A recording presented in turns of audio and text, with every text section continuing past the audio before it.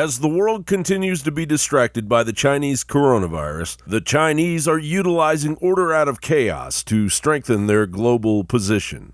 The true cost of this coronavirus, the loss of life and economic devastation, right now is immeasurable.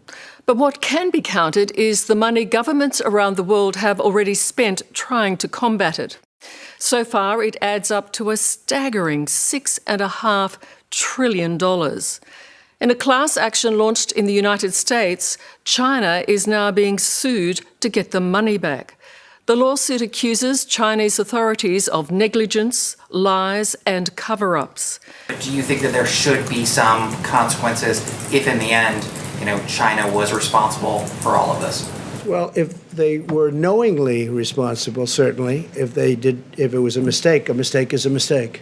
But if they were knowingly responsible, then there should be consequences. Recently, the New York Post reported China is denying U.S. claims that they are testing nuclear weapons outside of international law. Chinese Foreign Ministry spokesman Zhao Lijian said the U.S. neglects all the facts and makes wanton accusations against China. This is irresponsible and ill-intentioned. Zhao went on to call the claim a complete distortion of the facts. But according to an arms control report from the State Department obtained by the Wall Street Journal, the Chinese Communist Party may be conducting tests within the northwest region of the country using low explosive power. The Economic Times reported, indeed, China fired more than 100 ballistic missiles during testing and exercises in 2019, according to sources close to the U.S. military. Such a figure greatly exceeded what the USA and Russia launched, and it illustrates that China is not decelerating in any way its development of missiles for the PLA Rocket Force. China is attempting to overtake France as the third most powerful nuclear power in the world. Add to this China's military buildup in the South China Sea,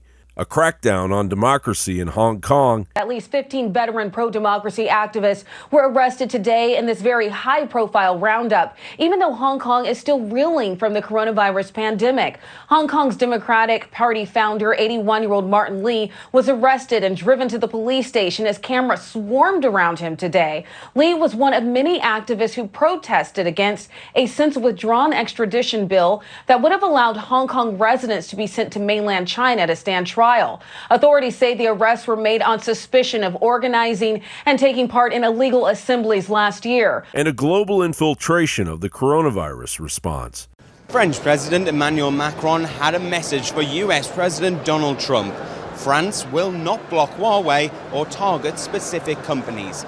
That's despite a concerted effort by American officials to persuade its allies to ban the Chinese tech giant from supplying 5G phone network systems. Recently, China offered to help both France and Canada with donations of masks, but held the installation of Huawei's 5G over Canadian Prime Minister Justin Trudeau and French President Macron's heads. The United Kingdom has already signed on to using the Chinese cancerous spy technology, but the UK has recently had second thoughts after China's lack of transparency on the coronavirus came to the fore. The world's reliance on China, cloaked in a one-world policy, has to end before the Chinese Century Endgame directives infiltrate any further.